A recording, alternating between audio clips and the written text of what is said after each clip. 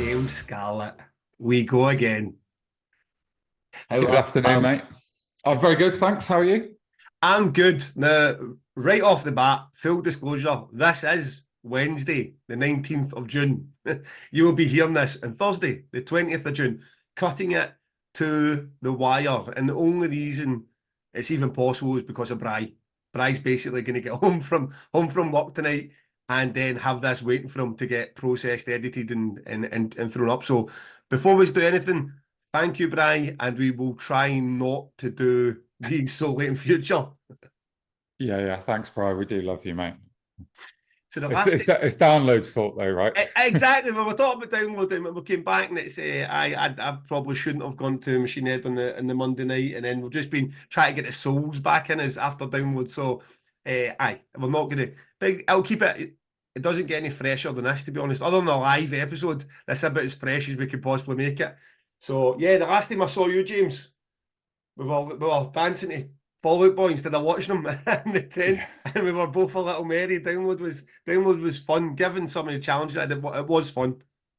yeah. We had a brilliant time. It was nice to hang out a bit more, and yeah, we had a good group with us, didn't we? And it was It, good. I didn't want to leave at the end. I was in full having a nice time. it's when you were giving me the eyes, you were like, "Oh, I'm not really ready," because it was still reasonably early, about 11:30. And you were like, "I'm in party." When you weren't coming back the Sunday, I didn't go back the Sunday ultimately either. So you're a bit like, "This is the end of my weekend," and holding two rums and coke. I'm like, "Could definitely do this for a wee bit longer," but ultimately, you probably made the right decision.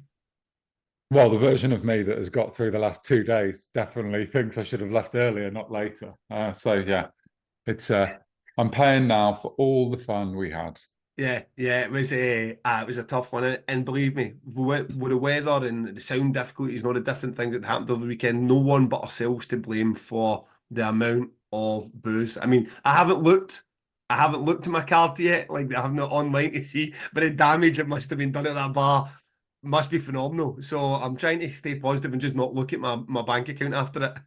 Yeah. It's not a thing to do. It will be fine. It will be fine. But So for me, it's like I got back and I'm so busy at the moment because it's like full on. I go to 2000 Trees. Today is Wednesday. I go to 2000 Trees on Friday for the first time. Caravans come in, the lorries come in. There's a few other bits and pieces, and we're having a bit of a family day out with all. Most of us are bringing our kids with us, but we're going to start the setup. So it feels very real, and I don't want to be hungover when I've got that very real feeling. yeah, yeah. It's Um, aye. I mean, it's all happening now. It does really feel like it's. I mean, after especially down like right, the summer season is here. Let's go. So let's go through the weekend. We'll start chronological order. Order's probably the easiest way to try and keep the bits in the right. So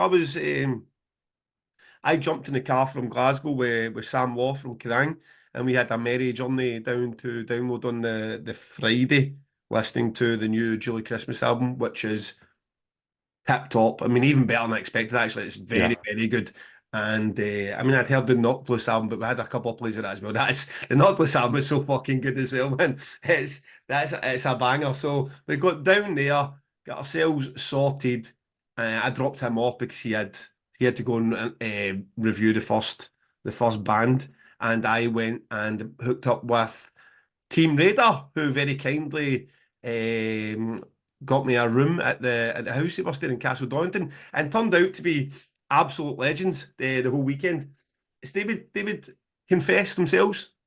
They're a wee bit of a weird bunch, and they and I think the fear as well when we come on this podcast that I'd maybe explain just how weird they can be, especially Catherine. Catherine and Joe are the organisers, and we're there with other people involved in the festival and friends. But Catherine's especially peculiar, and I'll stick to rules of what happens in tour stays in tour, and instead I'm going to shout out a festival. So Radar Festival's happening July, the end of July, and I think it's on 26th, 27th, 28th at Victoria Warehouse in Manchester. They've got the Midnight, Tesseract, and Leprous headlining. They they talk about Damnation as if it's the devil's music, like sandpaper against your face, and they couldn't possibly like listen to that kind of music. But at the same time, they've got like Conjurer, Ithaca, Humanity's Last Breath in there. So they do book some of the bands that cross over some of our festivals as well. So yes, rather than spill the beans on some of their quirks, I will give them a shout. If you can attend that festival, show the guys some support. I spent the weekend with them. Great hospitality and a right good laugh to 3 o'clock each morning. So yes, do that. But they did take me to see a band called Polyphia. Aye, Polyphia. That was a lot. The first. Have you booked him? No, I've always failed to book them for ATG. That I have tried, and actually, I think I had them confirmed one year. Maybe that was COVID. But yeah, it's never quite worked out. Aye, is that? They're a real anomaly because they are essentially a math rock band, right? Yeah, Or an instrumental prog band. I don't know what you want to call them, but yeah. they're not a download main stage band. But they've just gone into this kind of different audience. But that was weird because you're walking in there, right, we're here. Full of be, let's go, let's get into the first, and a bit of new metal nostalgia or some big bangers. And then you've got these guys, a bit guitar wankery is how you would describe it, and people are right in it. But it was an odd one for the first thing I seen in the main stage. But I was waiting for this big breakdown to happen, their vocals to come in, and it was like these guys just saying, "Look how fucking good we are at our instruments." So that's how my day started, and then I walked up to see the Careless Cowboys. Obviously, loved them last year when I saw them at ATG, and I mean, in the bigger stage, that full stage is monstrous in comparison to what the last time I was at Download I saw it, and they were. I love that band. I absolutely love a band. Weirdly, not a band I listen to often on record, but just live, it's its own thing. You weren't there by that time, were you? No, we were still gunning it up the M5 there, annoyingly, because they were right up the top of my list of bands to see. So we would have been after that point. I finally two promoters, one pod reunion happened. We did just in front of Mr. Bungle, I think, wasn't it? And you took us up to see Mr. Bungle. So what was your thoughts on that? Well, I mean, the thing is, I don't want to sound biased, but if I was going to book Mr. Bungle at a festival, probably the first one I'd choose would be Arctangent, and the second one I'd choose would be Damnation.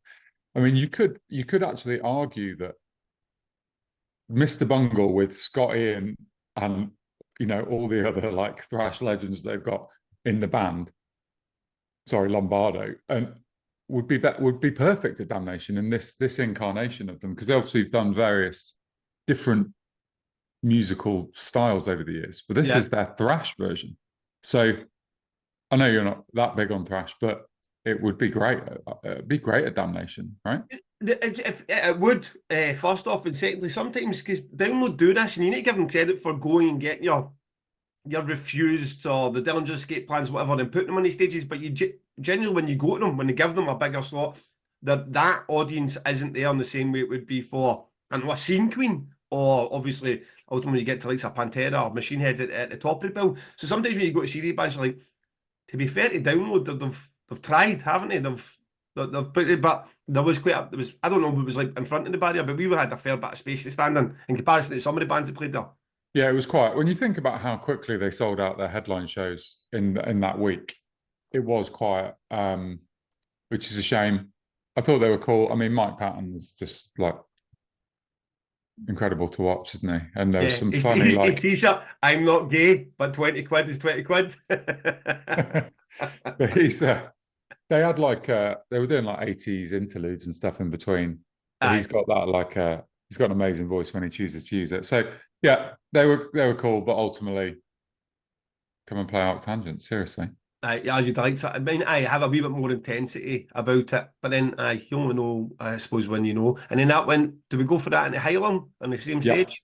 Now that Highland were excellent, and that's a consideration as well. I mean, you're not the kind of band you're looking to see outdoors in a major event. I mean, you're looking to see them especially indoors, especially being dark, but they're just great. I mean, they are fucking, and I was really enjoying that. The weirdest sensation of being rained on at the same time as being sunburnt. So I was like, even if I could apply sunscreen right now, I would just go straight into my eyes because I'm getting sunburnt from behind that cloud there at the same time as getting wet. And that was an odd experience. That kind of summed up the weather for the whole weekend. You didn't know if you were going to be roasting and taking your hoodie and jacket off or diving for cover. Yeah, yeah. What I'd like to know is if you remember from the Cam episode, he said a lot of his Clash Finder stuff was because of Hylung, and they were going to be because they needed to play in the dark. Yep. Now, anyone who was there would tell you that it wasn't dark. So I want to know if like Hylung were like, wait a minute, didn't they say 8 p.m. in the UK was dark? Yeah, I think I was definitely fudge. Like, of course, it'll be dusk. It'll be dusk. It'll be absolutely fine. Yeah. Sun shining through, the rain coming this direction. But they were great, and I would have definitely tuned into the whole of Highland and not left that stage at all. But you were nipping my fucking ear about Queens of the Stone Age and getting through some turnstiles at the bottom because Metallica last year had been it, and the fear of you not getting to where you had to be for Queens of the Stone Age, we had to go there. Yeah. And this is weird, isn't it? This is where it all got a bit weird for me because I'm so hyped at this point. And like you say, I'm trying to get there early, get in. And when we get there, we walk in like we're, at a 50 cap music venue and we just like saunter in to an empty For the barrier front bit of at the stage front. bit. The barrier bit at the front was totally empty when we got there.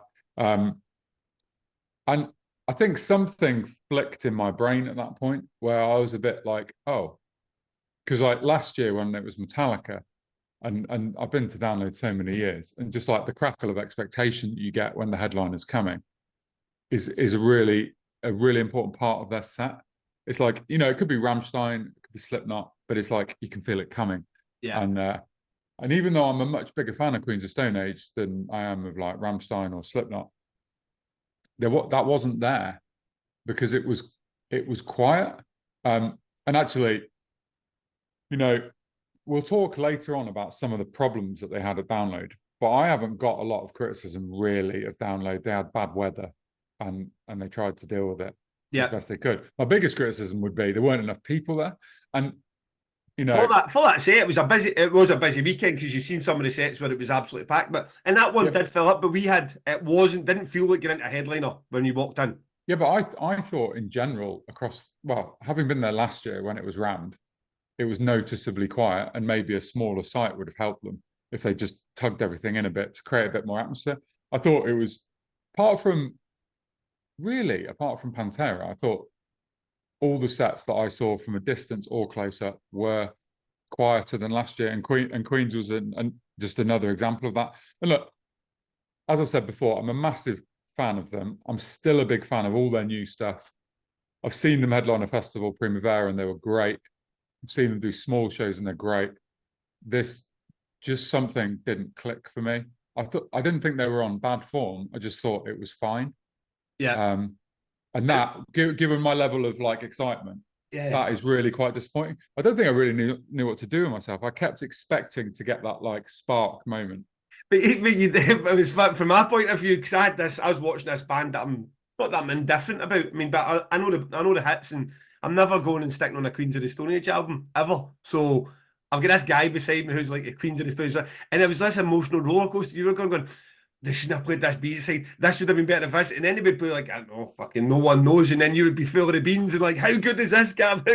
And then straight back to like another one. You're like, oh, they could definitely have played that. And it's weird. I suppose I might have felt like I was watching Nine Inch Nails and or Deftones or Tool. And you're like, oh, I really wish it had been Stinkfist or The Grudge instead of another one for the fucking new album. So, for me, I quite enjoyed it.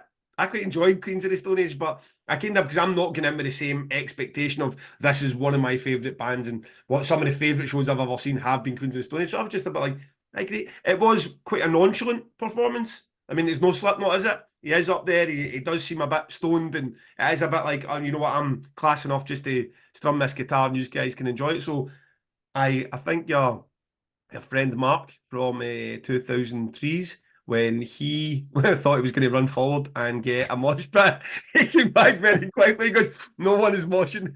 Yeah, there is no mosh pit. It was But just to be clear, because what you said, I think, is a really good point about Nine Inch Nails and Tool and Deftones and those sort of bands. They basically play what they want to play, not what you want them to play, and that is what they should do, and that is what Queens of Stone Age should do, and I love them for that.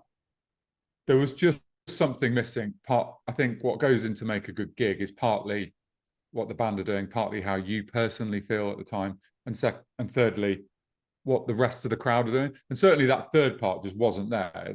The crowd where we were down the front was dead.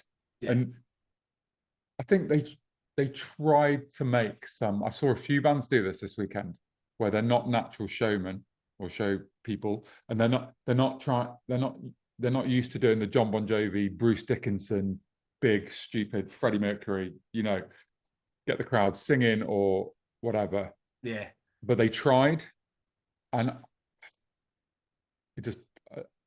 I saw it with the Offspring. I saw it with Queens. It just doesn't.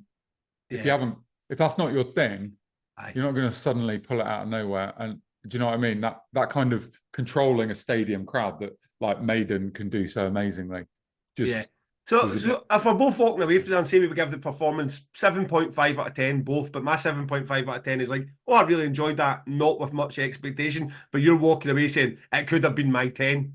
No, it's a 5.5, mate. Oh, you're not even being that generous. I'm disappointed, and I love that band. So yeah, That, I mean, the real highlight of the day, let's be fair, was meeting Mr. Luz Bruce. yes, it was. I think we were more excited than he was, probably. I know, he was a bit like, oh, for fuck's sake, these two again, man. I need to pull this sponsorship. So I met up with him. He's always in good form. Obviously, we catch up with him most of the festivals. He's he's loving life. He's I don't know how much drink he had by that point, but he's like, we'll get the sponsorship going again. We'll get the sponsorship going again. So he seemed pretty chuffed with himself and seemed to be having a rare old time in the guest bar. We had a picture taken. Oddly, he decided to kneel down and made them look even smaller than his already. It just fucking made us two look like giants. We're bullying this wee guy into making sausages for us, but he's a character. Lose Brews, you know the drill by now, guys. He supports us. You support him. losebrews.co.uk, pod 15, get yourself some cracking sauces. I do believe that there's some of these download ones left, so Yeah. brilliant. Do It was that. nice. It was nice to see him because you and him have the sort of contact about the source and the pods and stuff, and I don't really talk to him much. So, and I haven't seen him for a few years at a festival or whatever. So it was just nice to be like, just to be able to say thank you and just hang out a little bit. So Yeah, yeah, yeah. It's aye, good. Nothing but good things to say about the big man. Hope the rest of your weekend went well as well, Lou. So aye, great. That got the first night over and done with, back in. I mean, that the weather. We're going to get into the download points. We're kind of talking through our weekend rather, but we'll get to the weather and what it was like and maybe what they could do or what they can't do. And it's just that you need to accept as an outdoor festival later. But that next morning, waking up in a house in your own bed where you can get a shower and dressed and get yourself up for it again. It takes a while to get to go back into it. But it's I noticed effectively, I think you were about 5 points late, mate, on that morning. I was like, it takes a bit. In my head, like Harriet and Celestial Sanctuary are two of the bands I'd have been most excited about seeing that day. But they were on by 11:30 or 11, or I don't know what happened. I think they may have been delayed a bit, but I didn't get in there until fucking the afternoon. I went for breakfast with the radar team, and we built up our courage again to head back in because I mean that's a wonder as well. He shows up in the same bit of it as it the night before. I'm sort of out towards the guest car park, and these two guys went, "There's two security guards. Can I see your band, please? Can I see your band, please?" And I was on the call to my wife. Can I see your band, please, sir? And made this all one after the other. Band goes, none of those bands get in here. Like, walk back that direction, right through the general, come right about a fucking another mile through mud. So you're like, your day starts like that, like, oh Uh, Jesus, this is going to be a tough one. But we get in, got a few drinks in, and then by that point, fucking your dad's there, your dad's pals at everybody. The party's in full swing. yeah. It's we've got a little crew of us that go every year. Me, my dad, and Barbara, and Mark and Miles, and we've become like a little tradition of. My dad comes for a day, and we have a few beers. It's nice. He's not. I don't think he'd describe himself as a metal fan, but he likes his rock music. So he's into a bit of Creeper, and yeah, I think he likes a bit of Queens of Stone Age, and particularly Bad Religion is his band. So yeah, so Yeah, we go every year. I was here. It was great. It was a great conversation we're having because he clearly didn't understand a single word I was saying. So he was just replying in whatever manner he felt might be appropriate. And it was usually, I like Bad Religion. It's funny because he had said to me that he can't understand you on the podcast. So I did say it at one point. I take it so when you're listening to the podcast, it's really just it's a bit of white noise, and then it's like your son talking, and he said, "Aye, aye, I like Bad Religion." And I said, "Right, okay, cool." Amazing. So But apart, he's just guessing what you're saying, basically. apparently, your mum's a fan and does understand. So, is it Jill? Did I Yeah, get the name right? Jill. Thanks for that, Jill. Thanks for being supportive in the Scarlet household. And if you could translate for your husband, that would be fantastic. So, we got. Did you come with us to see Carnival? I did, because we were with the Radar crew at Aye, that so they point, were weren't we? Carnival was their band. It was like, oh, Carnival, Carnival. I enjoyed them. To be fair, I think because I didn't do cartwheels through the mud naked, Joe got it in his head that I wasn't blown away by how amazing Carnival were. They were good. Right, okay, I did enjoy them. It was it sounded like Leprous. I mean, that sort of like proggy, Yeah, talented musicians. yeah, yeah. Well, I had Leprous' agent telling me what the bill should look like at Arctangent with during Carnival's set, where we should get Carnival, where we should get Leprous. Um, That's always a fun one, isn't it? When you get Thanks, the agent Hayden. beside you, he listens what should happen. um, but it was interesting standing with Radar as well, because like me and you joke about Sleep being like a band that we would both want to get.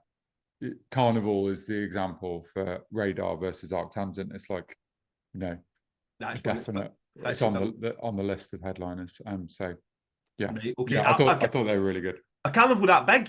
It's difficult to tell what a download lineup, isn't it? Because big bands are everywhere, but a carnival are they that big? Yeah, well, I saw them. They just did a tour with the Ocean supporting, and they were in the Bristol Academy. So that's a good way of judging it. So yeah, Yep.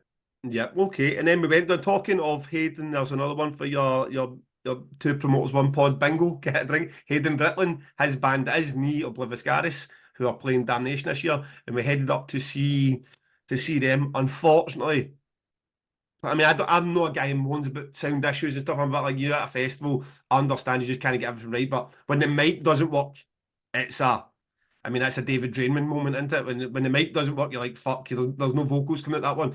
The crowd played up to it a bit, made it a bit of fun because when the mic did kick in, they're all cheering again. But I'm sure the band that was a small consolation to what they wanted to do. yeah. It reminded me too much of Death Heaven at Arctangent, because it was like a guy screaming into a microphone that he can obviously hear, but no one else can hear him, You and get flash. he's like totally oblivious to the fact they can't hear him. I really felt Hayden's pain there, because he stood next to us in the crowd, and you can see him being like, somebody sort this fucking I mean, somebody sort this it's out. such a tough spot, isn't it? I mean, it's the middle. You're in the middle of your live set, and one of the mics isn't working. Gets to the replacement mic, that's not working. You can see Hayden's visibly going to, I don't know, going to fly kick a sound man somewhere. You're like, Yeah, it's just Unfor- one of those things. yeah, There was a lot of bands struggled with I mean, some of the stuff that was nothing to do with him, just some winds and rain catching sound, and it was just a bit patchy. yeah. And unfortunately, what happened to them is a festival type thing that does happen. You will get the odd problem like that at a festival. That's not on download. I just think it's a thing.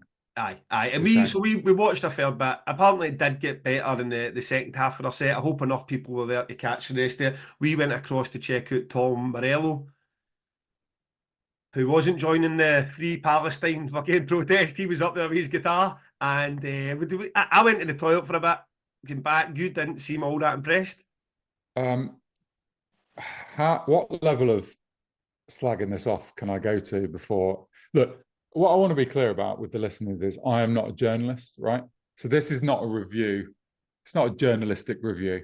This is me going as a fan to watch some bands. And Tom Morello was fucking terrible, and it was one of the worst things I've ever seen in my life. I suppose that far then. And he is a legend in my eyes. I've seen Rage Against the Machine live a number of times back in the day and since they got back together. And I was at that famous Finsbury Park show they did. I was at the Battle of London in something like 2000. I'm a big fan, right? I thought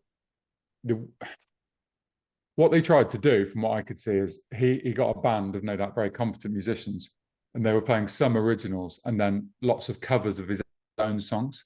Yeah, And like this was at its absolute worst when they did an Audio Slave song. like a stone. Yeah, like a stone. So you're basically gone, right, let's do a song with the best vocalist of all time doing one of his best ever vocals. It doesn't matter who sings it, they've got no fucking chance of getting anywhere near it. Yeah. And I really didn't like it. And then they did a Rage Against the Machine melody. I don't know if you saw that. They played about 10 or 15 Rage Against the Machine riffs back to back. Yeah. But Now, am I right in thinking with no vocals? no, no vocals, So no I'm vocals. walking back, right, and I'm hearing that. Right, this is my. Right, so I'm hearing it like that's fun. That's fun. So we're getting all the bulls in parade, killing in the name off riffs, and they're doing the right thing. No one's trying to pretend they're Zach De La Rocha, right? Because Yeah. that's the gimmick. That's when it becomes it's too apparent that it's not Zach De La Rocha. And then I'm getting in his Like a Stone. I love Like a Stone. And I was there when LD Slave headline download in 2003. And enjoyed. Or didn't he? It was Limp Bizkit pulled it. Aye, Audio Slave did headline. Enjoyed it. And then when the guy, who I'm sure is a very, as you say, very competent singer, he's not Chris Cornell. So I then you've mean, got Like a Stone without Chris Cornell, but somebody else doing the vocals, and that was what I was like, this is getting tougher. but you're in, it was like watching a covers band. And I really do love Tom Morello, but it was like watching a covers band. And, you know, in the right moment, if it was 11 p.m., I'd probably quite have enjoyed him doing loads of rage riffs. But I was just like, I was a bit po-faced and beard strokey about it. And I had to leave. And I know some other people who had to leave. I didn't think it worked. And I really hope I'm not going to regret saying all this, because if somebody offered me Tom Morello for 2000 Trees, I'd probably bite their hand off. And then this interview will appear and I will Everywhere. have ruined my career. And this is not to be the clip that you use for the short to promote the podcast. But look, I'm sorry, Tom, but it was fucking awful, really. I've got nothing good to say about it. Okay, back to the bar, a few more drinks, and then we head out for the Offspring. A lot of fun, good show. I feel at that point, probably for a lot of folk, it was the download experience. The way I describe it, if I saw that exact same Offspring show in that exact same site with sun and lying back or sitting back with a pint, I would probably tell you it was amazing. But you're watching it with your legs hopping, with people kicking mud over you, and standing there so back watching it again. And as much as you're like pretty fly for a white guy and all the bangers for Smash, you're like, aye, I'm still standing ankle deep in mud, and trying to avoid getting people kicking over me. And it takes away that party feeling. For me anyway, that's it. That's what I felt like. If I was watching this in different circumstances, the exact same set, on the exact same stage, in the exact same location, I would be thinking this is the best time ever. Yeah, I can't get away from the fact I'm ankle deep in mud. Well, that's interesting. And this backs up my point of what I was saying earlier on, where a gig is about the band, the crowd, and how you feel personally at that time. And because I had a lovely time during the Offspring, and I was not expecting to say that. Um, and like it can be something as simple as you need to go to the toilet, or the last beer you had is sitting a bit heavy on you, or the last beer you had has made you feel really good. And you know Yeah, what I mean? It's just like something sometimes clicks. And what's the name of the album? Smash, which came out in like, I don't know, 94-ish, and was a really important album for me. Whenever they played a song like that, a song off that album, I was having the greatest time ever. And in particular, the song Bad Habits, which I sang every single word to. Felt 15, and I had a really good time. Me and Miles were just dancing around looking stupid. I was quite glad to see there's a video of him dancing stupid, but I don't think there's one of me, which is good. yeah, But yeah, yeah, I thought, they're not the world's best live band, but they've got some really great songs, and yeah. I've really enjoyed them.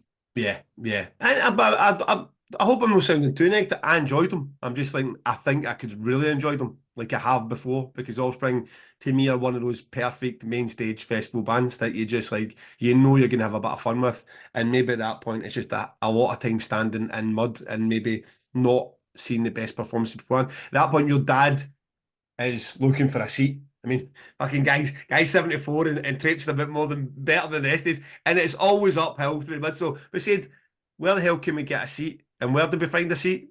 On the big wheel, on the Ferris wheel. So this is how this panned out. We're walking around. There's 5 at this point, so it's myself, you, Miles, Mark, and your dad.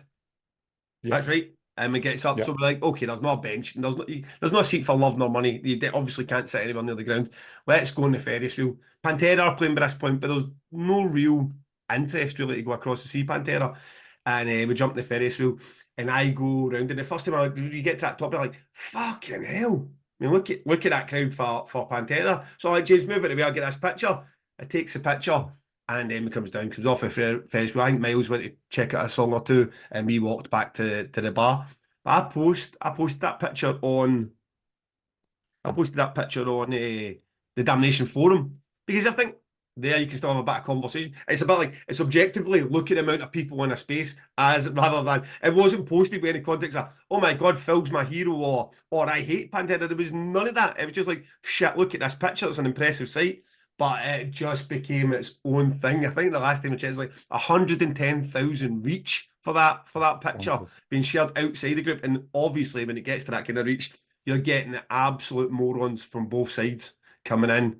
And I mean, to the point, last time I checked, it was so pathetic. People were arguing about his empathizer with a Z or an S, whether it be America or England. I mean, it just became Twitter.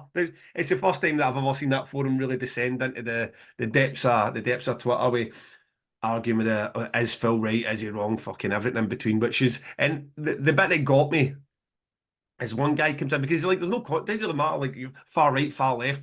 By the time you get in these discussions, there is absolutely no context or anybody reading anything. So one guy just goes, "Fuck you and fuck your Nazi band," and I'm like, mate, take 10 seconds to look at what's happening here. You think I'm that excited about Pantera? I chose to go on the fucking big wheel. I mean, I can't even see the fucking band. Never went to hear them. It's just a picture showing a lot of people in the field. So I was like, I was hungover that day back up the road on a Sunday, and that's the first time I'd seen it, and I was like, right, okay, I should probably just delete this or lock it. And I thought, you know what? See if the internet's going to act this fucking stupid. They can be treated that stupid. I just put all the links in for damnation tickets, Lou's Brews, hot sauces, fucking the podcast. You're going to get 110. I mean, Facebook are going to charge you, I don't know, fucking $3,000 to get that kind of reach. If you don't want to come in here and argue about Pantera and whether Dimebag's dead or not, fucking, it's up to you. You're going to go and buy a hot sauce and you get linked to a hot sauce at the same time. So, that was what I done.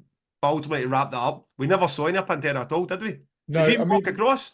No, it was pretty hard to get excited for Pantera for one reason or another. Obviously, I think we were in the minority because it was the biggest crowd we saw all weekend. I don't want to get into the rights and wrongs of Pantera, but obviously two of the main band members are no longer in the band, which is enough to dull my enthusiasm.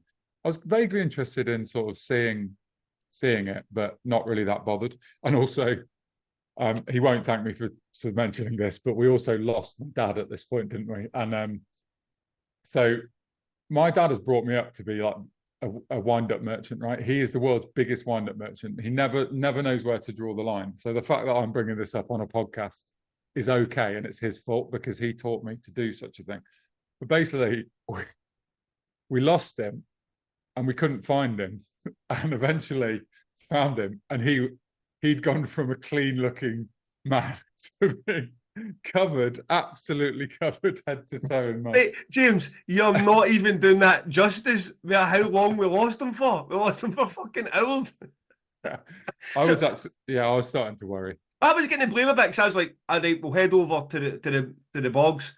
I will come with you just because it's a fucking riot. And if you do take a slip, you might be stuck down there for a while. I got to it, come out with Miles, and I'm like, right, James's dad should be a bit, and I'm waiting for a bit longer, right? Okay, maybe they've just walked back. So I walks back and find you with no dad and no Miles. Like, right, okay, what's happened there? Back to the guest area, into other tents. I'm talking to Devin Townsend and Opeth's manager about your dad being lost. And then he shows up, fucking coated, caked in mud. And I'm looking, I'm going, it's fucking well done. I mean, firstly, you must have went down and then rolled over because it's just... That was the impressive bit. How have you got your front and your back? It's not that deep you can get your front and back in one go. So I'm looking at him, I'm going, fucking hell, you've rolled over to get yourself out that mud. And he seems surprisingly relaxed about the whole situation. But then I'm looking at his head and I'm like, why is that so perfectly clean? And then he pulled out his beanie. It's fucking absolutely caked as well. So he had this wee crystal clean fucking head. And Amazing. everything else for the eyebrows down, absolutely cake. So, I mean, I take it was all right. And he never hurt himself or anything. It was just into soft No, mud. he had a lovely time, and he texted me earlier on this week saying he's up for next year, so we'll be back for more fun and games. But I mean, that yeah, enthusiasm, fucking fair play. I mean, we came on here and again at the big, oh, us all pensioners, and look at us trying to, and the teenagers that go to trees now. I mean, the guy's in his mid-70s and absolutely bashing it. I mean, the boy can drink as well. Did they teach you how to drink? yeah, he was yeah. Unless he's told He was Jelly my wasn't mentor in drinking, that in which case I've just chucked him right under the bus. No, yeah, he was my mentor in that regard, definitely. And special shout out to his mate Tommy, his mate, before I get Mick. Barber. Oh, Barber, the big man. He's his own character as well. Like, see the enthusiasm again, your mid-60s to go to an event like Download and want to go out. He was coming back and said, "Did you miss Guilt Trip? You listening to that? Did you see this band Jail?" And he had such an enthusiasm for the bands. But the flip side of that is, if he didn't like the band, and I tended to be with him when they're like, he just turns his back. So he just does this one man protest when he stares at the back of the tent. So I was spending lots of sets just turning him back round, saying, "You still need to fucking watch them." Not for me, son. It's not for me.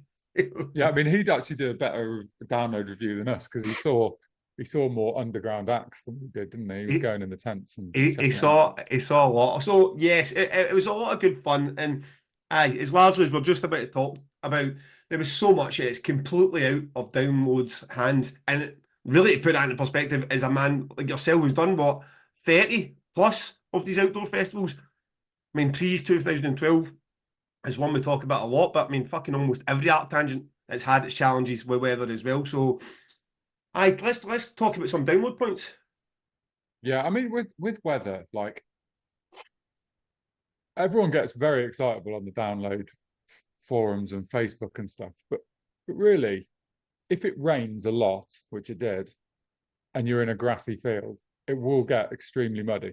And when that grassy field is on a slope, it will be worse. The mud will start to flow down the slope. You will start to slip down the slope.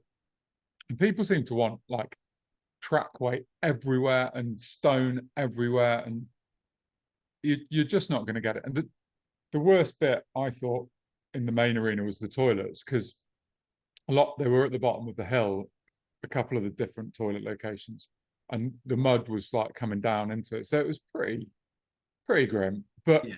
I just think if go to Damnation if you want to be guaranteed no mud. You can't guarantee no mud at a festival. Now there were some other problems they had, which we didn't really experience, but we've seen online, like the arena being open late. That that's a different thing. I'm not sure that download would have to explain why. I think. Yeah, I mean, if you're just reading what was said online, I think it was to get some chips and hay down, which would make sense, make it safe again. But I mean, that's not to say that was exactly. That's just what's been reported. So, aye, I mean, you're firefighting at that point, aren't you? It's just trying to do whatever incremental bits you can do just to try and keep the show going. Yeah. And you know, this is a common thing at festivals. Basically, is that people want cheaper ticket prices, but they also want you to have no mud when it rains. So they want trackway everywhere, which costs just I think I pay for 3 meters of trackway 43 quid. So just think about it. If you just wanted to do one long line from the download main stage to the entrance, that's like 20 grand, Yeah, 30 grand. And if you want to do it everywhere, it's hundreds of thousands of pounds. yeah, So it will be muddy, yeah. basically, unless you want to pay more for your tickets. So everyone knows I like putting the boot in on Live Nation at times, but I think you can't really blame someone when it's muddy. Yeah, yeah. I mean, it's the one section where I'd like because you could tell the difference. You come out of where the guest bar was, then heading towards the main stage, and they had the one section of trackway that was going up into the accessibility Yeah, ramp that stopped it. Unfortunately, it didn't go round, and you could tell the difference. And it's not like it was absolutely mobbed either, with everyone using it for that section, but it just lifted you out of that mud for 20, 30 metres, would made all the difference. If that one section had just allowed you to get up beyond the Dogtooth stage and connecting to the second stage, I feel like that it would have made that whole my calves were on fire. I feel like I'd been at the gym just doing calf raises for 3 days, and that would have been great. But again, aye, and then you might have that, and then that is mobbed, and then you need twice as much, and then should have been tried. There's more stones, and the next thing you know, aye, that's an extra 200 grand on the budget. So the weather, aye, it's unfortunate, and I'm seeing that. What was one that I saw yesterday? Shit, I should remember the name of it. It's no summer breeze, but it's one of the grass pot maybe. It's one Oh of yeah, yeah, and Grasspop, they're yeah, basically just saying, don't come to the site.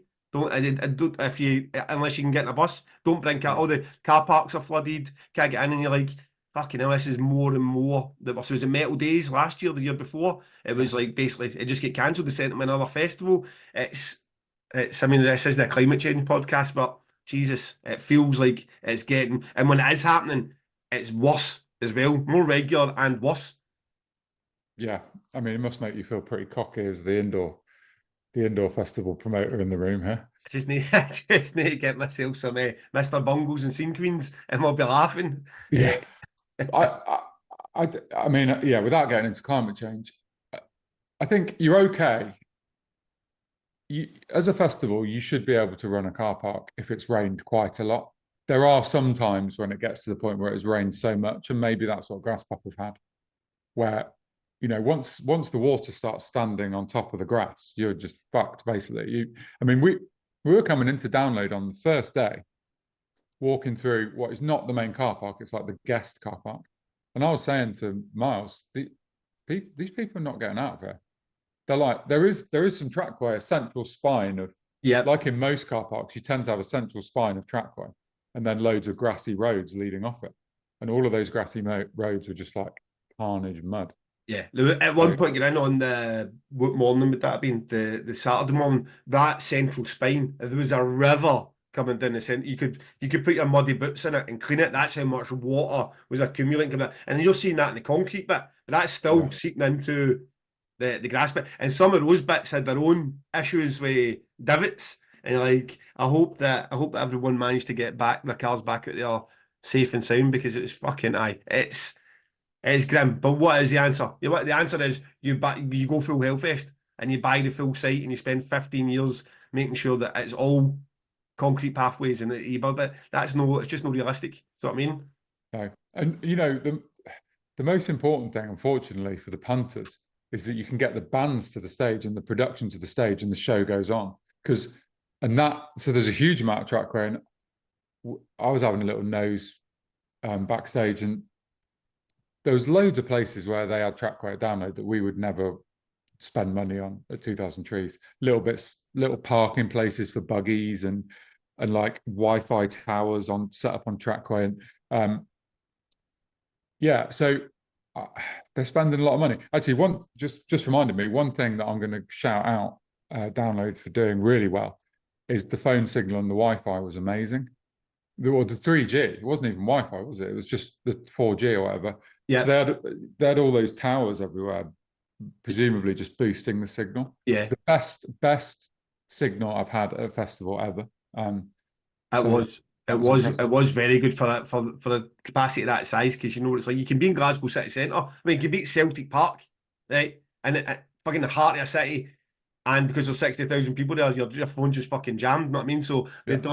they've done very well with that. And aye, there's a small positive. And you said the last time just about the cost of installing Wi-Fi as well. That's another one where like they need to make sure that's working at something like that download, don't they?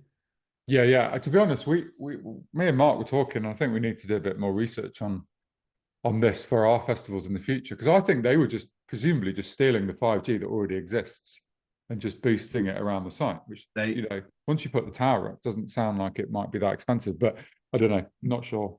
But obviously there were other issues, weren't there, that we didn't really see um, much problems with sound, but other than near Obliviscaris, but apparently there were a fair few things. Yeah, and I don't know what the problem with that if that was weather related. I mean, it wasn't that windy, or if it was just things that you're just getting the glitches. And sometimes you go to a festival and you get a good run of luck with them, and the bands are showing up one after the other, and it's working out, or they're fixing on the fly. And sometimes not. And I did seem to be that there was a few people going on about the sound. I mean, everybody moans about sound at every event that's ever happened. I mean, you get those ones, even at Damnation, the guy standing here says that was the greatest sound I've ever heard that stage, and the guy standing there saying they couldn't, it was the worst sound, you know what I mean? A lot Yeah. of that is completely subjective, but there was a lot of people mentioning that the sound of bands that they'd seen wasn't ideal. And I'd also this it's not a climate change podcast. We're also not a political podcast. We want to entertain when we come on. I want you to get in here. But I'm not going to do this episode without mentioning the protests as well over Barclays' involvement. We done the last episode with Cam and picked two of the bands that ultimately Ithaca and was it Speed who ultimately pulled out over Barclays being involved with the festival as a sponsor and their ties to Israel. So, I mean, losing the bands is disappointing from a fan's point of view. But I mean, from a promoter's point of view, I felt for Cam in the sense that those bands, a lot of those bands that played there, were ultimately there because of Cam, because he's that guy. He was a DIY promoter. He's scenes in hardcore and punk, and that's what his roots are in it. He loves it, and he's obviously went out of his way to get those kind of bands on that fourth stage, which I've said previously used to be just a whatever needed to get filtered into. You're doing a favour for an agent going to fourth stage, or Iron Maiden going to fourth stage. Whereas now it's a genuine stacked stage, and I believe a lot of that's to do with Cam. So, and again, I don't go into Cam's for barbecues. We're not close friends, but if I was to bet my house on it, I'd say that he's a liberal guy and probably has the same political feelings as you and I and most of those bands that pulled out. So, on one hand, he's probably sitting there thinking, I totally agree. But on the other hand, fuck, I've almost created this problem for downloading itself that these are the kind of bands that I believed in, and now because of this action, they're now gone. So that was the first part of that. And secondly, what's your take on it? Did you? I mean, my take is that there must have been more stuff going on behind the scenes that we didn't know about. So, genuinely, I have no inside information on this, but bands like Soft Play and Shikari have been quite outspoken on, Palestine and potentially on Barclays as well, I think. And so I would imagine that bands like that, and maybe some of the headliners, who knows, were putting some pressure on. Yeah. And what because I'm guessing that because Barclays pulled out in the end, didn't they? So I'm guessing that didn't happen based on just the bands that pulled, because the bands that pulled out, they're relatively small, right? I think the bigger bands would really scare the shit out of Download Festival. That if you suddenly lose and enter Shikari, then if you suddenly got like Fall Out Boy on the phone being like, no, we're out, Yeah. and then the whole house of cards starts to collapse. So Yeah, absolutely. I'm wondering whether there's some amazing drama behind the scenes that we don't know about. I would imagine, without a doubt. And from the point of view of doing it, it's I mean, fair play to all the bands, great cause, great message they're sending out.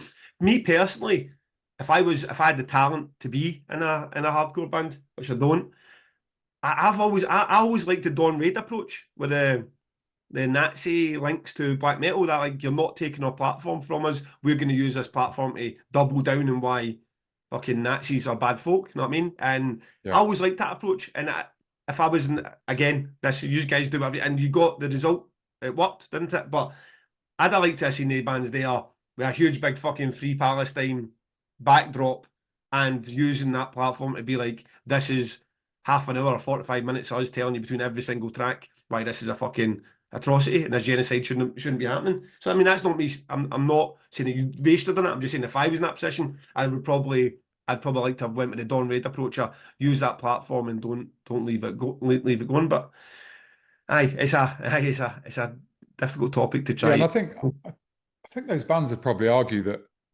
they've reached a much wider audience with this than they would have if they just made a protest in the Dogtooth stage in front of 5,000 people. They've reached the entire download audience and much wider and beyond, and made this point, and it's actually had an effect. So yeah. Although I have to say, when I got the memo through from it was maybe I've been Ithaca, and he said, right, okay, this is why we know the battle, and here's another 15 sponsors. One of them was Puma. I think I had Puma in my feet. It's like, fucking out the car window. I don't know why I hate Puma, Is but I that do now. is that why you weren't in the white shoes, mate? Get me It some wasn't the hiking. rain. Get me some hiking boots. Is that I was still into outdoor hiking boots. So so that was a difficult topic to broach, but I mean they've done it and it did work. So, but I did feel for personally, I did feel for Cam a wee bit in that whole situation, how it panned out, because you're probably sitting there going, fuck, that was Well, something I was into. he's not negotiating the sponsorship deals. I shouldn't think so. No, He's like no. not remotely involved with it, and then he's booking the bands, and this is where you end up. It's a tricky place to be. What would you do if you're download next year then? In terms of, I mean, the weather's the weather, nothing you can do about that. But now they've got that, they've tried that, they've tried and tested. You've got the Metallica, you've got the Slipknot route, you've got the Iron Maiden route. They take you to that 100,000, 90,000, whatever it is they sell. And then they've went, I felt it was, they said it was sold out. I know it was with reduced capacity, but fuck me, it's a busy ass festival. You're still looking at tens upon tens of thousands there, and that's two, three. Well, Avenged Sevenfold being the one standout headline, and then two a bit more experimental. What do you think? Because what's their options for next year if you can't get your Green Day and your Foo Fighters and your Pearl Jam? I mean, I think what I've learned is because it wasn't sold out. I don't care what anyone says. There's no way it was sold out. It was quiet, and I know a lot of people who were very positive about the strength and depth of the download lineup this year, way better than they've had for a long time. And I think we give Cam a bunch of credit for that. But I think what I've learned then is that that isn't enough to sell the tickets, which is probably obvious that booking Gel isn't going to sell your festival out. They're going to make people think this is a fucking great lineup. Callous Cowboys, great lineup. But if you want to sell your festival out, you need, you know, the big bands. And I did think the festivals, regardless of the number of people, it did miss a big barnstorming headliner. It did miss a Metallica, a Maiden, a Rammstein, a Slipknot, someone that really puts on a fucking show, brings the showmanship. I think Download is a festival that needs that, but that's boring, isn't it? And everyone's talked about how boring that is. So where do they go? Well, I think they should go and find some bands who can put on a show. So Sleep Token would be a good shout. Nine Inch Nails would be a great shout. And we know they're going to try and get Green Day, Foo Fighters, Pearl Jam, all of those every year. But I suspect you can book Pearl Jam and it will be a very Queens of Stone Age type thing where the core download audience don't really give a fuck. Foo Fighters is a different kettle of fish. People would care, and I think it would be amazing. But this next level down of headliner didn't really work for them, I don't think. Yeah, So every year you need at least one. yeah. So I think just book Metallica every year, basically. But we know that this is format, and you've done this so many times before. But let's just go back to Metallica. I mean, it's weird that maybe there's a future as well. Was maybe those generations will pass, and you're not going to have another Metallica or Iron Maiden, maybe, or Black Sabbath. These bands had their time when they were the absolute kings, and no Spotify, and you weren't bouncing about 40 different artists and release Friday. You loved your Metallica, and that was your band. And maybe that next level band isn't going to be there, but maybe it's. I like when Cam was on, he was talking about those almost like Leeds and Reading co-headliners to. So you're dropping to that level like your Nine Inch Nails did. But I like that. And then doing it with some sort of theme. So if they had a day that was like Deftones and Nine Inch Nails both co-headline, there's no way in the world I'm not going to be in the field watching both those bands. If you were trying to do it in a new push or a couple of bands through and maybe not ready to headline, but could like a Sleep Token and Bad Omens seem to be one that's just selling it fucking everything, and we're due to headline the second stage. And then you could do something like a Pantera Slayer. So you get Slayer back in Pantera. I mean, the download audience would lose their fucking minds if there was a co-headliner with Pantera and Slayer. Or even that, I mean, the new metal thing. I mean, Limp Bizkit and Korn, another double co-headliner. You could be like, so then you could really you could probably go with that whole, here's a new metal day with your Limp Bizkit and Korn. Here's your new day with your Sleep Token and Bad Omens. And here's your Slayer and Pantera. And probably hit quite big demographic across and a lot of metal in there as well, rather than people going, oh, our Fall Out Boy metal or our Queens of the Stone Age metal, and that doesn't suit.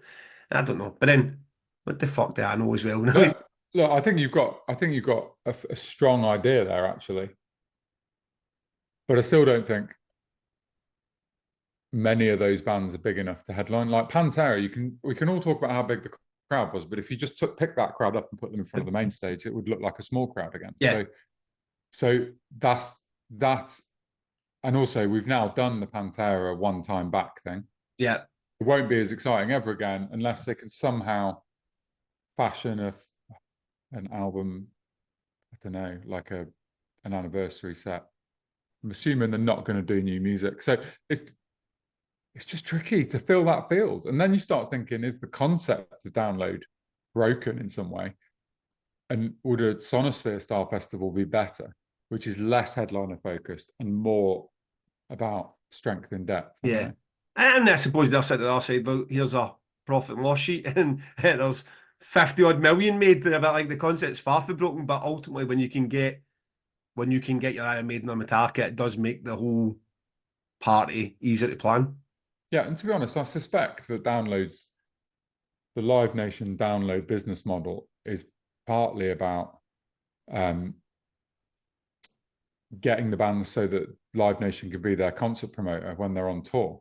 So it's like Download is like leverage to get Slipknot or whatever, or Queens of Stone Age, and then that's their business model, because it's easy money to be made then if you're selling out O2 arenas and doing arena tours and stadium tours even with Metallica. I can't see, when I look around Download, how they are making any money from that festival. I just don't think they are. Okay. But I don't suppose anybody's going to tell us one way or the other, so... No. Well, we'll do some questions. Yeah, let's do it. Sean McSweeney says, would it make it easier, Gav, for you to book if you were in more of a traditional festival run period, but then add album exclusives into that as well? So I assume he means that the album exclusives would just be booked the same way they are, but you would pick up more bands. Possibly. I'm told November's actually not a bad time to organise a festival, because there's still tours happening. Obviously, we've seen lots of that. If you get your Paul Bearer and Elder were touring together when we picked up, Decapitated and Despised Icon were touring together when we picked up. There's plenty of examples where we've done that. The reason that we don't operate in the summer is because we would just be swallowed. We'd just be absolutely dwarfed. Maybe still is successful, but you would never hear of Damnation for as little as you hear about Damnation currently. You would, imagine it's in between your Bloodstock and Download and Art Tangent and Trees and Leeds and Red and Hellfest and Vakin, Grass Pop, Pickle Pop. It would be, here's a wee 6,000 capacity event that's happening in Manchester. So I don't know is the answer to would I pick up more tours, because you've said as well, and I've heard previously, a lot of bands, because there's so much to do in the summer period, a lot of them don't tour. What they do is they land and they smash a festival in the UK, and then smash a festival in France, and then smash a festival in Germany, and then they go back to the US and maybe tour at the start of the year or the end of the year instead. So maybe it'd make it more difficult. Yeah, and of course you'd be caught up in exclusivity then with all these festivals, don't forget. So all of a sudden you'd be much more on Download's radar.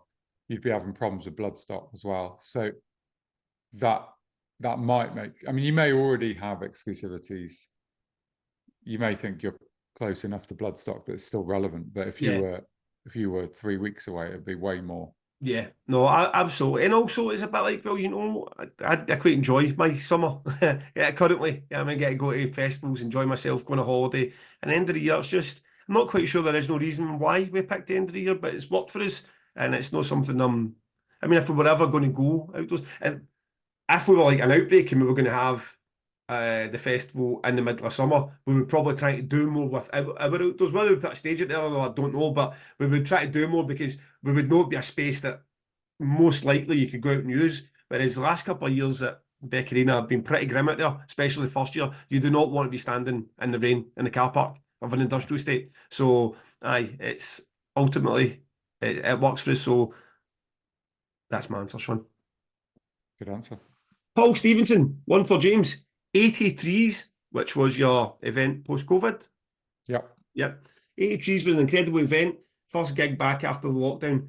and genuinely emotional for pretty much everyone. How did that come about? How hard was it to pull off? And what's your favourite memory of that day? Miles from Effigy in Bristol and me just wanted to do something. And to be honest, I don't know who came up with the name, but it's a brilliant name to do an Arctangent 2000 Trees collab thing. It just works. It's just such a good name.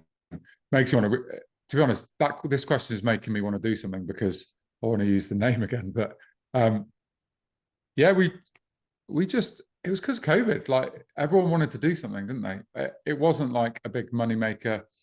It was just like let's book some bands and let's have a bit of fun, and that was really all it was about. And to be honest, the first one we did sold out in about 3 seconds flat, and I think it was because everyone thought we were going to book like Metallica to headline. I mean, I joke, but I think they thought it was going to be like Enter Shikari in a 300 cap room, Yeah, and maybe that was never going to happen. So once people could see it was a much more like underground 2000 Trees Arctangent lineup, then it was then just like selling any regular thing you do. It's just, selling tickets is hard. Some years it's harder than others, isn't it? We both know that. And so 80 Trees was cool while it lasted, but those sort of all-dayer things where you're talking about a small capacity of a few hundred are notoriously impossible to break even on because the bands are expensive. They're expecting decent fees. You got venue hire, rider, and all that other jazz. And really, your tickets are like cheap. And yeah, I just don't.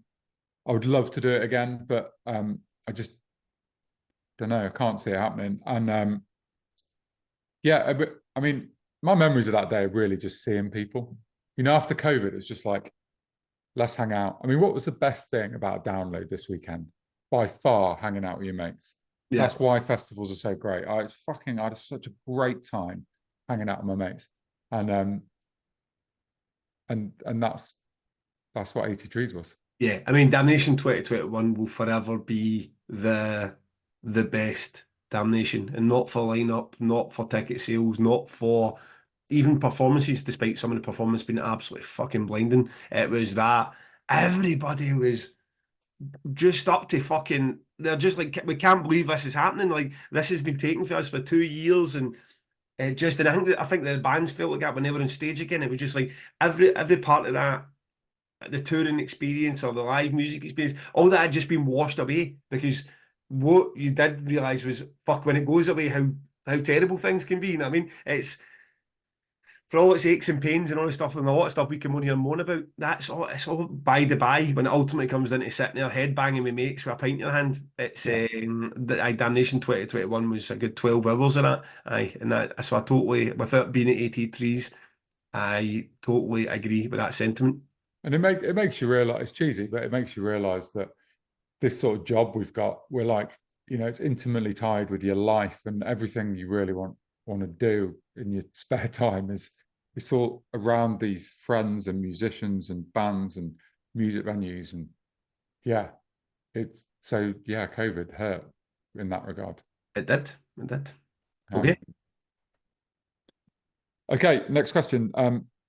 Tim Redmond says, in the earlier years before you went full time, how did you balance normal work and booking the festival? As a follow on, what was the best reaction you've gotten from someone unrelated to the scene when you explained what you do for a living? Okay, Tim. Well, I would honestly say I'm still trying to adapt it mentally more than anything else. I just from the age of I got my first job washing dishes in a restaurant when I was 15, and from the age of 15 to 40, I always had a job or jobs, and not having that, I'm still adapting it now, and that'll be the best part. By August, it'll be 2 years of it. I'm still. I get days where I feel like I've got nothing to do whatsoever. I have zero responsibilities in a working capacity, and in other days I feel like I'm totally behind schedule, and then I start blaming myself because, well, fuck's sake, Gavin, you gave up a full career to make sure you were ahead of schedule, and then here you are still fucking about with some of the stuff that were problems in 2018 or 2017. But I try to sit and think about, like, would Damnation Clothing have been launched? Would I have been able to do this podcast the way that we have done it? Would I have been able to? would I have been able to add the proper Night of Salvation the way it was last year? And then sometimes you need to get your perspective needs renewed again, but what's actually been achieved with the spare time? I mean, there is more sponsorship. There is more. I am more available, readily available online. Now, there's a lot being made about the fact that I'm um, on that forum a lot and I do answer a lot of people's questions. And I did try when I also had a 45 hour a week job, but it couldn't have been the same. There's no way that I was on there when at the same time I was trying to put out newspapers. So, I'm still adjusting to it even 2 years later, but there's definitely the balance is getting better and just understand some days when you have a day. Because I have a day when nothing really happens. I don't know, it's that mentality you've been drummed into your entire life for the age of 15. Like, you never achieved anything today. But then I can look at the ticket sales and done 3 grand. I'm like, I never made fucking 3 grand in a day in my entire puff before. Well, damnation would have, but I mean, there was no employment ever made 3 grand in a day. So, it's a weird one. And you can imagine people from super rich families where this is their entire life. They never done the dishwashing and junior. I mean, worked in Tesco's putting fucking courgettes in the shelves, and they just waited for their mum or dad to say, "Oh, here's a tech company to run," and that's kind of they think that this is the way life should be. I try to keep that in mind as well. That there are people out there who this is the norm and not the unusual. Yeah, yeah, absolutely. I mean, so I had a different experience really where I was working in a job that I didn't like, but it was like a proper job, like a very like high expectations on me job. And I was running a festival in secret. And I used to just be really efficient at my job and really efficient at hiding when I was working on festivals. And I would like have spreadsheets open that were not obviously, oh, look at him working away on his accounting spreadsheet over there. And you're like, you're booking bands or calculating toilet numbers. So it was pretty mad. And I just used to juggle it. And I guess my other job must have suffered for it, but no one ever noticed. The summer was crazy because I used to finish work in a suit in London and then go straight into a field at 2,000 trees. And when we packed down the festival, I would go straight back to work. And Oh. it's horrible. Absolutely brutal. What was the overlap, James? Because it wasn't that long, was it, before you just said, fuck this, I'm all in? Well, it was like about 5 years. Was it already, it was as long as Yeah. 5? Right. Yeah. So because it's around 2000, yeah, 4 or 5 years. Just before, well, it was basically when we hatched the idea for Arctangent was because we had some spare time on our hands. Because me and Si no longer had real jobs anymore. So yeah.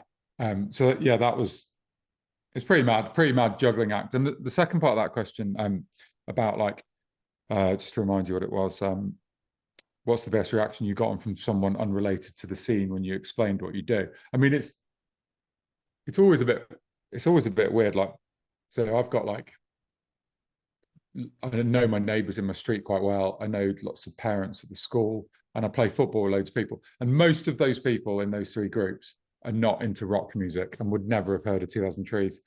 And none of them have ever heard of Arctangent. So the reactions are weird. And I think some people don't think you've got a real job. And Yeah. some people think you're organising some shitty little tiny, oh yeah, my mate does a festival. It's in a pub car park. And they don't really think you're doing a real job. Also, some people, it turns out, are terrified of heavy music. So if you were to play them a band like the Bronx, who are pretty, middle of the road in what the sort of stuff we talk about, Yeah. they would be terrified by them. So yeah, it's a big mix of stuff, and I've definitely got friends who just don't understand the festival.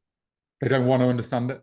Yeah. It's so like I've got friends who are bankers, and I was out with one of them the other day, and he probably earns the most money out of anyone I've ever met, and we were talking about the festival, and I could just see his eyes, and he just doesn't understand what I'm even talking about. Yeah. That's my experience. My experience is people either are completely uninterested or their idea of what is so wildly in one side. It's literally what you'll get is you'll say, like, okay, I don't tell people if somebody say I'm a concert promoter. I'll just say that because I've had this conversation so many times and it's never led anywhere interesting. If you're not in the scene, now the opposite is this fucking podcast. You can say we know objectively that thousands of people will tune in to listen to us talk about running festivals. My mates, almost all of them, are in housing officers. You meet up, you get a few drinks in you, and they're talking about rent arrears and fucking fixing radiators, and they can go on about it for hours, and they're interesting guys, but they can go on about their fucking jobs for hours. I don't spend a second talking about damnation. They'll say, how's the festival going? I'll say, good. And well, brilliant, mate. I hope it's another good one for you. And that's where it goes. And then there'll be 4 hours of evictions and legal action against tenants, and it just gets every time, every single time. And you get, when you speak to Joe Public, if you're inside a football pitch talking to our dad or what is it you do, if you get to the festival, it's either, oh, my mate's in a band and can they play in, like, we're an assumption that the covers band that play in the local pub will play the main stage of Damnation because we know each other for the side of the football pitch, or they think you run Glastonbury or Download without any context of how big or how rich you would need to be for that to even be a concept, you know what I mean? And there's nothing in between, and generally people don't care. It doesn't sound like a real job. Sounds a bit like you're making it up. And I can't think of one meaningful conversation I've had with anyone out with our bubble who really listened. And then when I put that into context of how long I've had to listen to things people tell me about working in Argos, and you think, Jesus Christ. I mean, surely objectively, like flying bands in from Japan and some of the ground transport and fucking backline, even if you don't know the specifics, that must sound more interesting than a date range for tomatoes. You know what I mean? It's like, but people, whatever, they're just like, it's not for us. And again, I've got friends, close friends, that feel that Foo Fighters is genuinely death metal. Like, it's, how can you, that's so fucking abrasive, man. It's like fucking Foo Fighters. So, aye, that's unfortunately out with this. It's probably what's, it's still surprising when you bump into people from us and be like, fucking yeah. And the guy came up in Machine Head the other night and they were playing at the time and he's like, and I was like, sorry. He goes, Gav. I was like, hi, Gav. He goes, Gav from Two Promoters One Pod. I was like, if it had been quiet, I said, no, Gav for Damnation, but also does Two Promoters One Pod. But I'm very quickly becoming Gav from Two Promoters One Pod and less so Gav from Damnation, which is a compliment and heartbreaking at the same time. Yeah, absolutely. Did you see that lady in the Queens of Stone Age crowd? She like came past us and then she was turning around and smiling at us. And I thought she was saying, I've just had to fucking move in front of you fuckers because you're in my way. And then she was like mouthing, I listened to the pod. And it's like, oh, okay, we're good. You're a fan. That's good. I didn't see her bad. There was a few folk I bumped into. It was kind of Scotland shirt as well. And just went, hi Gav, listen to the pod today. And you're like, it's still, I mean, I suppose forever it'll keep somebody just walks up to you strangely and knows who you are and listen to the pod. But that was, and thanks to everyone who took the time to come and say hello over the weekend. That was another wee bonus. Yeah, it was nice. Right, final question from a Mr. Dan Morgan. What, if anything, do you miss from the earlier years of your festivals that you had to change as of growing? I've been going to Trees since 2013, and I really liked the early days in the greenhouse tent. A lot was insanely hot in 2013. The Thrill Collins playing in the bar after the headliners, but totally understand it had to change and grow. Well, I'm not going to talk about ATG because I honestly feel that the festivals is just better than it ever was. I don't long for the old days. I think 2000 Trees has changed a lot. I agree with Dan about Thrill Collins playing in the bar was amazing. You can't really make that work anymore. There's just too many people. If you try and do those little intimate things, they just don't work anymore. It gets all a bit sketchy and dangerous. So the one thing I do miss is we used to have a stage called the Leaf Lounge, and it was our second stage back in the day, but now would be our smallest stage.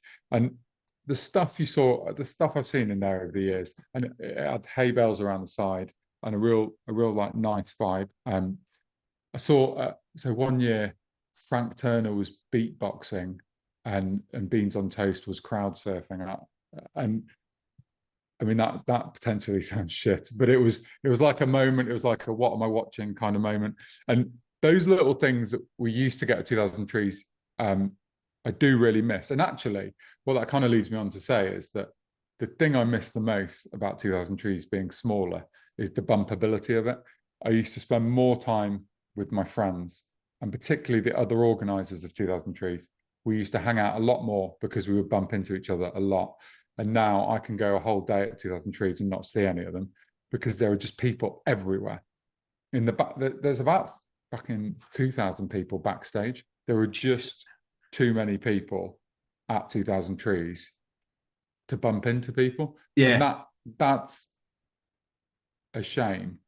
I mean, it still feels intimate if you're a punter. I think if you've been to Download, fuck me, it's intimate, yeah, super intimate. But for me, yeah, I spend less time with my friends and family, and that is something I do miss.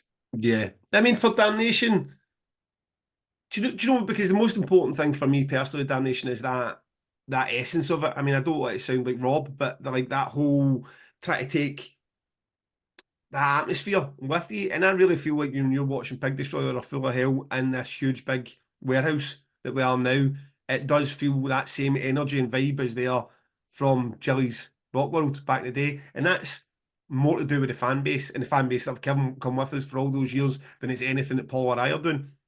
So if we'd ever lost that, if we'd lost that when we went to Beck Arena, we probably would have thought twice about staying there, because then if you've got that sort of soulless feeling event, I would not be I'd be gutted about it. So that's we haven't lost that, and that's the thing I'd fear losing. So then you really talk about wee things where it's venue related.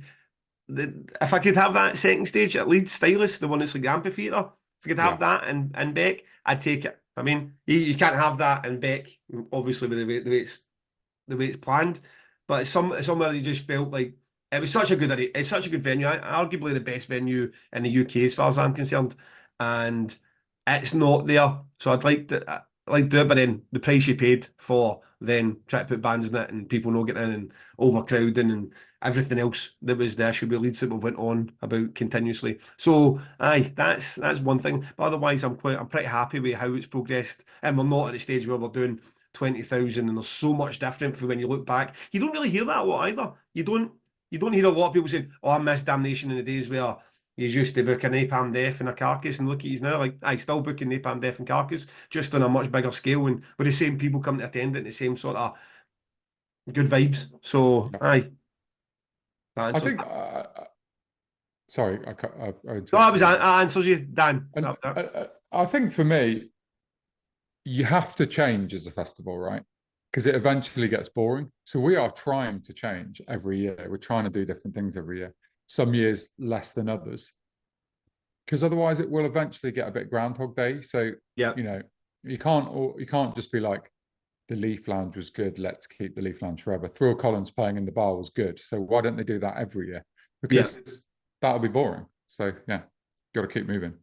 Yes, I'm just because I realised I'd picked a record for on the record, but then I never done the song title, and I don't want to be getting shouted at about it when we get there. Ah, well, you've you've made the point now, though. Do you want me to on the record first? Well, first I've got it's in front of me, but first before we go on to the record and wrap this one up, we have Frank Turner in the bag already recorded, which is why it became a wee bit of a clusterfuck for this week with Brian is doing this one the day before it's actually coming out. That one will come out next week.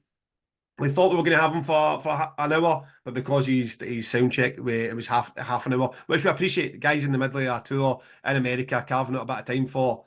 Let's face it, a podcast that's been going for 3 months, so we The appreciate the UK's time. fastest growing podcast. The industry's number one music industry's number one podcast. So he was actually very complimentary when he came on. When he said, "I've heard how well it's going," I'm like, "For who? Who's saying these nice things and why am I not hearing them?" So he was great. The chat was great. We got into it with Trees. It is a shorter episode, unfortunately, but that's the time we could get with him. And he surprisingly gave us some nuggets about Million Dead as well. So that's one to tune into for next week. You'll get your Q&A with that too. Hope that satisfies anyone looking for the longer episodes these days. Do bear in mind that before we had questions, the first 3 episodes were less than half an hour, so don't feel too bumped when that one comes out. Anything to add to that, James? Just on the record? Yeah, I mean, well, yeah, my on the record actually follows on nicely from that because it's a Frank song. Because unfortunately, we had a plan which was an hour long, and we on the fly cut it to half an hour. So I think it's a really good chat we had with him, but there was loads more to say, and we didn't do our own on the record, did we? So No, we didn't. I'm going to use my one from that because I would like you personally, Gav, to listen to this song. Um, And I mean, I'm hoping I haven't already put this on in the past. I should have checked this. Is Worst Things Happen at Sea by Frank Turner. That's not already on, is it? No, it's not. Um, so this, honestly, and it was really cool in the chat because we talked to him a bit about the song, and I did really enjoy that from a personal perspective. But this song is a fucking genius. I love it. It's amazing. It's basically just him, and rather than it being a song that like goes up and down like most songs do, verse, chorus, verse, it just kind of builds the whole way through the song to like a crescendo. Knowing what I do about your music taste with some of the more indie leaning stuff we've talked about on here, I would be interested to know whether you like this song or not. I Don't say you like it if you don't like it. I'll just be interested I in won't, but I won't tell you that. But I will go and listen. There's every chance that I will like it because I am a regular listener to the on the record playlist. As mental as it is, it does make me chuckle every time I get a bit of toad liquor in my ears. So I will definitely listen to that. I'm going to change mine on the fly too because you reminded me that I never got my on the record pick when we spoke to Frank. So I'm going to go with his Million Dead album from 2012 and the opening track, Pornography for Cowards. I really, really like Breaking the Back as well, but I'm going to go with Pornography for Cowards. And you get a wee bit of double whammy from the Frank that you'll see at 2000 Trees, and maybe the Frank we'll see at some point down the line, or maybe you're lucky enough to go and catch him a few times back in the day. Download, you were great. I hope that that was a honest appraisal of our weekend. We had a great time there. Thanks for having us. However, there definitely was some issues, and we hope we've addressed them from the two promoters, one pod perspective. James, I will see you next week. I'll be there, mate. Cheers.